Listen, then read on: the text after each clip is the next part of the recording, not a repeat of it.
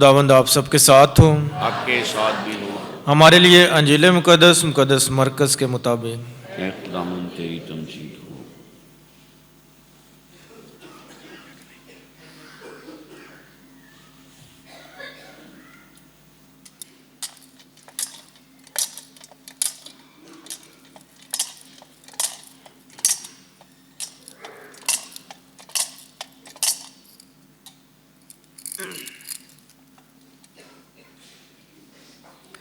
اس کے پہلے باب میں سے اس وقت یسوع اور اس کے شاگرد کفرنہوم میں داخل ہوئے، اور یسوع فوراً سبت کے دن عبادت خانے میں جا کر تعلیم دینے لگا، اور لوگ اس کی تعلیم سے حیران ہوئے، کیونکہ وہ انہیں فقیہوں کی مانند نہیں بلکہ صاحب اختیار کی طرح تعلیم دیتا تھا۔ اور ان کے عبادت خانے میں ایک شخص تھا جس میں ناپاک روح تھی، جس نے چلا کر کہا، اے یسوع ناصری، تجھے مجھ سے کیا کام؟ کیا تو ہمیں ہلاک کرنے کو آیا ہے؟ میں تجھے جانتا ہوں کہ تو کون ہے، قدوس خدا۔ یسوع نے اسے ڈانٹا اور کہا کہ چپ رہ اور اس میں سے نکل جا۔ تب ناپاک روح اسے مروڑ کر اور بڑی آواز سے چلا کر اس میں سے نکل گئی، اور وہ سب حیران ہو کر آپس میں یہ کہتے ہوئے بحث کرنے لگے کہ یہ کیا ہے، ایک نئی تعلیم با اختیار۔ وہ ناپاک روحوں کو بھی حکم دیتا ہے اور وہ اس کی مانتے ہیں۔ فوراً اس کی شہرت جلیل کے سارے علاقے میں پھیل گئی۔ انجیل مقدس کے وسیلہ سے ہم سب کے گناہ معاف کیے جائیں۔ مسیح خدا میں رضو، آج ہم سب بڑی خوشی اور شادمانی کے ساتھ خدا کے گھر میں موجود ہیں۔ خدا در حقیقت مہربان ہے، اور وہ ہمیشہ ہمیں پیار کرتا ہے، ہمیشہ ہمارے ساتھ رہتا ہے، ہمیشہ اپنے بیٹوں بیٹیوں کی فکر کرتا ہے، تاکہ ہم خدا کے پیار کا تجربہ کریں، خدا کے قریب جائیں، اس کی برکتوں کو حاصل کریں، اور ہمیشہ خدا کے نام میں آگے بڑھتے جائیں۔ یہ سال 2024 ہمارے بشپ صاحب نے اس کو خاندانی تربیت کا سال بھی قرار دیا ہے۔ ہم ہر ہفتے ایک نئی آیت چنتے ہیں اور اس پر بھی غور و خوض کرتے ہیں، اور جو اتوار کی تلاوتیں ہوتی ہیں اس کو بھی دیکھتے ہیں۔ تو آج کے اس کلام میں ہم کہ جو اتوار کی تلاوتیں ہیں، آج کی تلاوتیں ہیں، ان پر غور کریں گے، اور یہ جو ہماری مرکزی آیت ہمارے سامنے لکھی ہوئی ہے اس کو بھی دیکھیں گے کہ کس طرح ہم اپنے خاندانوں کو مزید آگے بڑھا سکتے ہیں، کس طرح ہم اپنے خاندانوں کو زیادہ خدا کے قریب لا سکتے ہیں۔ اور ایک بار پھر ہم سب مل کر، آپ سب کے سامنے یہ آج کی مرکزی آیت لکھی ہوئی ہے، ایک بار پھر ہم سب مل کر اس آیت کو پڑھتے ہیں، جو کہ یشوع بن سراح کی کتاب اس کا 3 باب اس کی 13ویں آیت ہے۔ انسان کا فخر اس کے، سارے ذرا مل کر زور سے، انسان کا فخر اس کے باپ کی عزت میں ہے۔ مسیح خدا نعزو، آج کا لطوریائی کلام اور بالخصوص آج کی جو پہلی تلاوت تثنیہ شرح کی کتاب اس کے 18ویں باب میں سے لی گئی ہے۔ تثنیہ شرح کی کتاب کلام مقدس کی پہلی 5 کتابیں جو کہ شریعت کی کتابیں ہیں، ان میں سے 5ویں یا آخری کتاب ہے۔ اس میں ہمیں سارا شریعت کے بارے میں بتایا گیا ہے، پھر موسیٰ کے بارے میں، پھر موسیٰ کے شاگرد یوشع کے بارے میں، اور آج کی جو تلاوت ہے وہ 18ویں باب میں سے لی گئی ہے، جس میں خدا اپنے بندے موسیٰ سے ہم کلام ہوتا ہے، اور خدا اس سے کہتا ہے کہ خداوند تیرا خدا تیرے ہی درمیان سے، یعنی تیرے بھائیوں میں سے تیری مانند ایک نبی تیرے لیے برپا کرے گا، تم اس کی سننا، جیسا کہ تم نے خداوند اپنے خدا سے حریب پر، حریب ایک پہاڑ ہے، تو پرانے عہد نامے میں جب بھی ہم پہاڑ کا ذکر سنتے ہیں یا جب بھی ہم پہاڑ کے بارے میں پڑھتے ہیں تو یہ یہودی لوگوں کا ایک کنسیپٹ تھا کہ پہاڑ پر خدا کی موجودگی ہے، کیونکہ آپ جب بھی دیکھو گے خدا کی حضوری کو جب وہ جاتے تھے خدا سے ملنے تو وہ کہاں جاتے تھے؟ پہاڑ پر. تو اس لیے ایک زبور بھی ہے کہ اکھیاں چکنا میں ول پہاڑا، کہ کیونکہ خدا پہاڑ پر ہے، خدا کی موجودگی پہاڑ پر ہے، تو اسی لیے کہ یہ جو خدا کے نبی ہیں یہ ادھر جاتے ہیں تاکہ خدا سے ملے، اور خدا ہم کلام ہوتا ہے اور اپنے لوگوں کے بارے میں بتاتا ہے. پھر اس کے بعد خدا یہ بھی بتاتا ہے آج کی پہلی تلاوت میں کہ جو میرے نبی کی سنے گا، جو اس کی مانے گا، کہ جو اس کے کلام پر عمل کرے گا وہ بچا رہے گا، اور جو اس کی نہ سنے گا، جو اس کی نہ مانے گا، جو اس کی باتوں کو نہیں سنے گا، خدا اس سے بدلہ لے گا. یہ آج کی پہلی تلاوت. آج کی دوسری تلاوت جو کہ مقدس پالوس رسول کا پہلا خط کرنتھیوں کے نام اس کے 7ویں باب میں سے لی گئی ہے. اس میں بیاہ کے بارے میں اور جو غیر بیاہے ہیں، جو نہیں بیاہے، ان کے بارے میں بتایا گیا ہے کہ آخر کار یہ خاندانی جو زندگی ہے کہ جو دوسری تلاوت ہے اسی کے بارے میں ہی ہمیں بتاتی ہے. پھر اس کے بعد آج کی انجیل مقدس مرکز کی انجیل اس کے پہلے باب میں سے آج کی انجیل مقدس لی گئی ہے، اس کی 21ویں آیت سے. آج کی انجیل مقدس میں ہم نے سنا کہ یسوع اور اس کے شاگرد، کہ یسوع مسیح اور اس کے شاگرد کفرنہوم میں جاتے ہیں، داخل ہوتے ہیں. ان کے عبادت خانے میں یسوع مسیح جاتے ہیں اور ادھر تعلیم دیتے ہیں، فقی اور فریسیوں کی مانند نہیں بلکہ کن کی مانند؟ صاحب اختیار کی مانند. اور وہ سب پریشان ہو جاتے ہیں. اور پھر اس کے بعد بتایا گیا ہے کہ ادھر ایک شخص تھا عبادت خانے میں جس میں ناپاک روح تھی، اور وہ چلا کر کہتا ہے کہ اے یسوع ناصری، تجھے ہم سے کیا کام؟ کیا تو ہمیں ہلاک کرنے آیا ہے؟ میں تجھے جانتا ہوں کہ تو کون ہے. یعنی قدوس خدا یسوع سے ڈانٹتا ہے اور کہتا ہے کہ چپ رہ اور اس میں سے نکل جا. اور وہ ناپاک روح سے مروڑ کر اور بڑی آواز سے چلا کر اس میں سے نکل جاتے ہیں. یہ آج کی انجیل مقدس. آج کی ان تینوں تلاوتوں کو اگر ہم دیکھیں تو آج کی تینوں تلاوتیں ہمیں بڑا خوبصورت پیغام دیتی ہیں. آج کی پہلی تلاوت اور آج کی جو انجیل مقدس ہے ان میں ایک چیز بہت زیادہ سملر ہے، ملتی جلتی ہے. آج کی پہلی تلاوت میں نبی کے بارے میں بتایا گیا ہے کہ خدا اپنے بندے موسیٰ کو بتاتا ہے کہ میں تمہارے لیے ایک نبی برپا کروں گا. اور آج کی انجیل مقدس میں وہی نبی یعنی خدا کا بیٹا کہ وہ آتا ہے، وہ تعلیم دیتا ہے. آج کی پہلی تلاوت میں جو ہم تعلیم دیکھتے ہیں وہ خدا کی طرف سے بتائی گئی کہ جو لوگوں کی رہنمائی کرتی ہے. اور آج کی انجیل مقدس میں ایک نئی تعلیم ہے، ایک نیا اختیار ہے.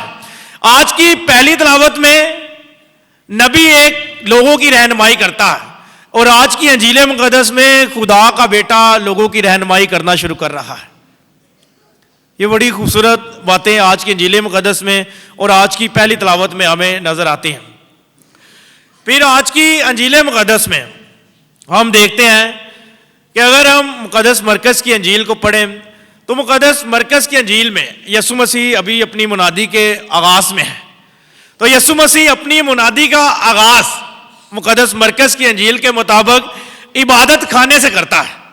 اگر آپ مقدس مرکز کی انجیل کو غور سے پڑھیں تو یسوع مسیح پہلا اپنا سفر شروع کیا ہے یسوع مسیح نے کفرنہوم میں، اور سب سے پہلے ان کے عبادت خانے میں گیا ہے. عبادت خانے میں کیوں گیا ہے؟ کہ ادھر جو تعلیم تھی اس کو نئی تعلیم، ایک نیا روپ دینے اور با اختیار. یہودیوں میں یہ بڑا کنسیپٹ تھا کہ وہ جو ان کے تعلیم دینے والے تھے وہی اس تعلیم کو دیتے تھے، لیکن یسوع مسیح ایک دوسرے علاقے سے جاتا ہے اور ادھر تعلیم دیتا ہے. پھر جب یہ تعلیم نئی تعلیم با اختیار صاحب اختیار کی مانند یسوع مسیح ابھی جب تعلیم دے رہے ہیں تو ادھر بتایا گیا کہ عبادت خانے میں ایک شخص تھا جس میں ناپاک روح تھی. ابھی اس آیت کو اس طرح بھی دیکھا جاتا ہے کہ جو عبادت خانہ تھا اس کا جو اختیار ہے، عبادت خانے کا جو اختیار ہے، جو لوگ اس کو چلا رہے تھے، یہ ان کے بارے میں کہا گیا تھا کہ ان میں جو اختیار تھا وہ اتنا بڑھ گیا تھا، اتنا زیادہ ہو گیا تھا کہ جو عبادت خانے کو چلانے والے کہ وہ اور کسی کو آگے آنے نہیں دیتے، اپنے قانون بنائے ہوئے تھے، اپنے قوانین تھے. تو اسی لیے کہ وہ ان میں ناپاک روح، اور اس لیے وہ یسوع مسیح کو جانتے تھے کہ یہ قدوس خدا کا بیٹا ہے. اور پھر کہا بھی گیا کہ کیا تو ہمیں ہلاک کرنے آیا ہے، کہ کیا تو وہ اختیار کہ جو اختیار ہمارے پاس ہے وہ چھیننے اور ایک نیا اختیار اور نئی تعلیم دینے آیا ہے. اور پھر یسوع مسیح انہیں ڈانٹتا ہے. اور پھر اس کے بعد لکھا بھی ہے کہ آپ کی انجیل مقدس کے آخر میں کہ اس کی شہرت یعنی یسوع مسیح کی جو شہرت ہے وہ جلیل کے سارے علاقے میں پھیل گئی. مسیح خدا میں رزوم، آج کی جو انجیل مقدس اور آج کی جو پہلی تلاوت وہ ہمیں یسوع مسیح کے اختیار کے بارے میں بتاتی ہے. کن پر؟ کہ سب سے پہلے یہ بتایا گیا آج کے انجیل مقدس میں کہ یسوع مسیح ایک ٹرو پروفٹ ہے، حقیقی نبی ہے. پھر اس کے بعد کہ اس کو ہر چیز پر اختیار ہے، اور وہ اختیار آج یسوع مسیح کا دو صورتوں میں دکھایا گیا. پہلا دکھایا گیا ہے کہ اس کو تعلیم دینے والا، سکھانے والا، کہ جو لوگوں کو سکھاتا ہے، لوگوں کو تعلیم دیتا ہے. کہ یسوع مسیح کو ایک ٹیچر دکھایا گیا کہ وہ لوگوں کو سکھاتا ہے تاکہ لوگوں کی زندگی بدلے. وہ لوگوں کو سکھاتا ہے تاکہ لوگ حقیقی تعلیم کو جانیں. وہ لوگوں کو سکھاتا ہے تاکہ لوگ حقیقی تعلیم کو پہچانیں کہ در حقیقت حقیقی تعلیم کیا ہے، با اختیار تعلیم کیا ہے، جو صاحب اختیار کی تعلیم ہے وہ کیا ہے. پھر اس کے بعد یسوع مسیح کو ایک شفا دینے والا دکھایا گیا ہے، جیسے ڈاکٹر کہہ لیں، طبیب کہہ لیں، کہ جو شفا دیتا ہے، کہ جس کو اپنے لوگوں کی فکر ہے کہ یسوع مسیح بدروح جو ہے اس کو نکالتا ہے ایک شخص سے. تو ادھر یسوع مسیح کو پہلے ایک ٹیچر یا سکھانے والا، پھر اس کے بعد شفا دینے والا. اور یہ دونوں جو ہیں ہم دیکھتے ہیں کہ ایک ٹیچر یا جو ایک ڈاکٹر ہے، اس کو یا ان دونوں شعبوں میں ان کو اپنے لوگوں کی فکر ہوتی ہے. اور یہ فکر یسوع مسیح کو ادھر دکھائی گئی ہے. اور یسوع مسیح آج جب یہ معجزہ کرتا ہے تو یسوع مسیح اس انسان سے بد روح کو، کہ جو بری روح ہے، اس کو نکال کر اس میں پاک روح ڈالا جاتا ہے، تاکہ اس میں پاک روح یعنی خدا کی روح آئے، خدا کی صفتیں آئے، خدا کی خوبیاں آئے. اور میں اس کو یہ بد روح کو اور پاک روح کو اس طرح بھی دیکھ رہا تھا کہ بد روح جو ہے وہ انسان کے اپنے گناہوں کی وجہ سے، اپنی کوتاہیوں کی، اپنی غلطیوں کی وجہ سے آتی ہے. جب انسان کی اپنی غلطیوں اور اپنی گناہوں کی وجہ سے بد روح آ جاتی ہے تو وہ پاک روح، وہ روح جو انسان کو تکوین کی ابتدا سے ملی، انسان اس کو چھوڑ دیتا ہے اور بد روح کی طرف چلا جاتا ہے. کہ تکوین کی ابتدا سے انسان کو جو پاک روح، وہ پاک روح کیا تھا؟ انسان کو خدا نے اپنا روح یعنی اپنا دم، اپنا سانس یا اپنا روح انسان کو دیا.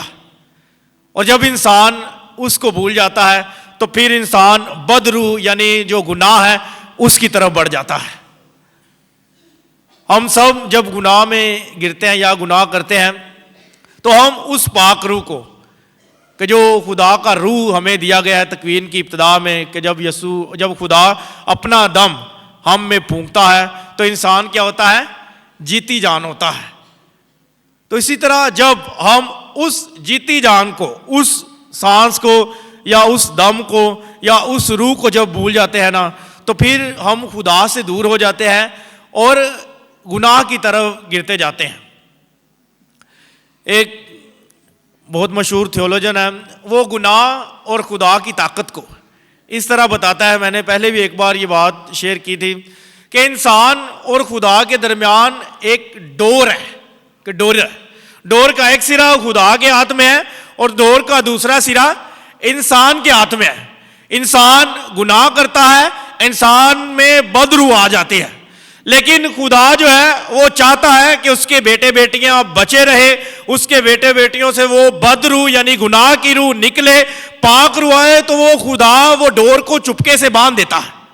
انسان پھر گناہ کرتا ہے، وہ ڈور پھر کٹ جاتی ہے۔ خدا اتنا پیار کرتا ہے کہ خدا پھر چپکے سے اس ڈور کو باندھ دیتا ہے۔ ایک وقت آتا ہے کہ انسان گناہ کرتا جاتا ہے، خدا اس ڈور کو باندھتا جاتا ہے، انسان گناہ کرتا جاتا ہے، خدا باندھتا جاتا ہے، وہ ڈور کم ہوتی اتنی کم ہو جاتی ہے کہ انسان گناہ سے دور ہو جاتا ہے اور خدا کے قریب آ جاتا ہے۔ اور یہی آج ہم انجیل مقدس میں دیکھتے ہیں کہ جس میں بد روح تھی، جو وہ اس کو مروڑ کر نکلتی ہے تو وہ شخص یسوع مسیح کے قریب آ جاتا ہے۔ آج کی دوسری تلاوت میں ہم آتے ہیں۔ آج کی دوسری تلاوت جو کہ مقدس پالوس رسول کا پہلا خط کرنتھیوں کے نام، جس میں نے پہلے بتایا کہ یہ بیاہ کے بارے میں اور جو غیر بیاہ ہیں ان کے بارے میں بتایا گیا ہے۔ بالآخر یہ ہماری خاندانی زندگی کے ہی ساتھ ملتی جلتی ہے۔ ان دنوں میں ہم نے خالق نگر اور یوحنا آباد 2 یہ ہم نے ڈیسائیڈ کیا کہ ہم اس خاندانی تربیتی سال کے آغاز میں ہی، کہ جو فیملی فارمیشن کا یہ سال ہے، یوحنا آباد 2 میں اور خالق نگر میں، کیونکہ ادھر ہمارے کافی لوگ آتے ہیں، منگل کی عبادت ہے، پھر اتوار کی ہے، تو پھر ادھر اتنا موقع نہیں ملتا، تو ہم نے ہر مہینے کے آخری دنوں میں، وہ دن کوئی بھی ہو سکتا ہے، وہ ڈیسائیڈ ادھر کیے جاتے ہیں کہ عبادت کیا کریں گے پاک محض، اور جس میں خاص جو خاندانی موضوعات ہیں اس پر بات کیا کریں گے۔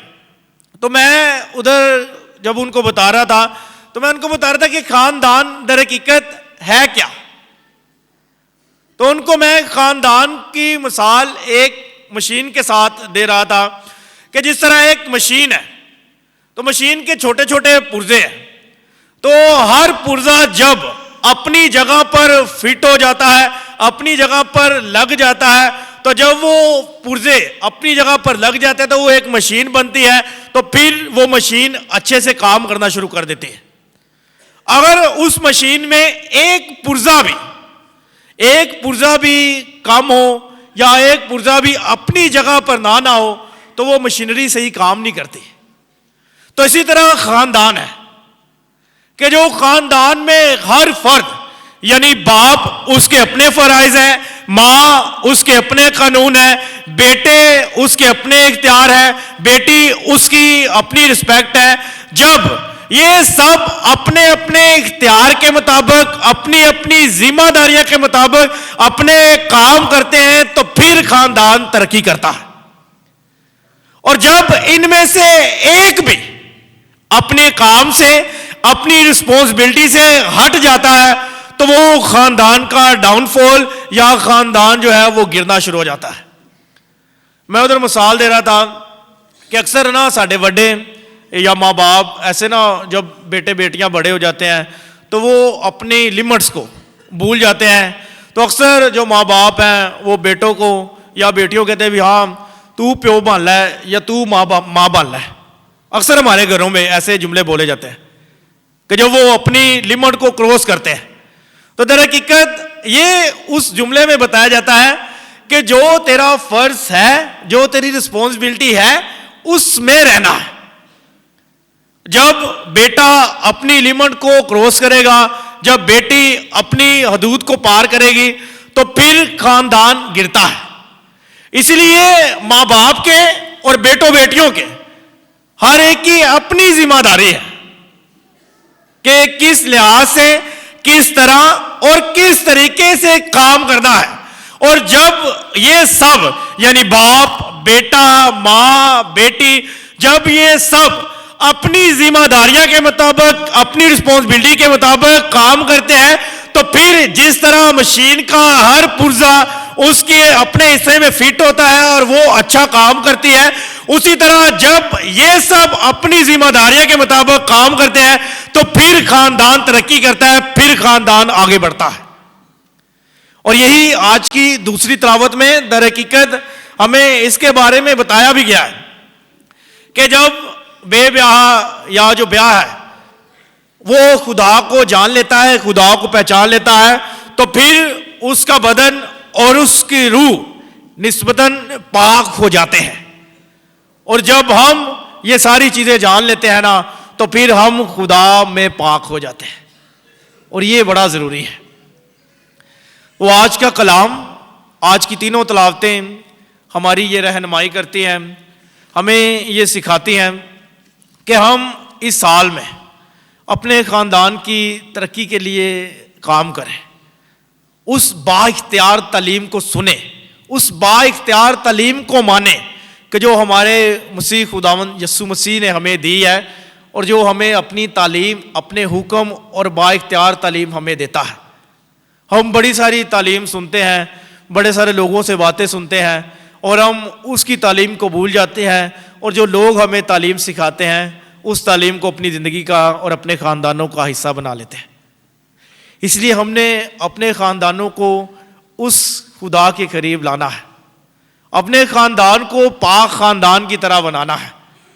جب ہم سب اپنی ذمہ داریاں کے مطابق اپنے کام کریں گے نا تو ہمارے جو خاندان ہیں وہ پاک خاندان کی طرح ہو جائیں گے۔ جس طرح پاک خاندان سب کے لیے خوشیوں کا وسیلہ تھا نا، تو پھر ہم سب بھی اسی طرح دوسروں کے لیے ہمیشہ خوشیوں کا وسیلہ بنیں گے۔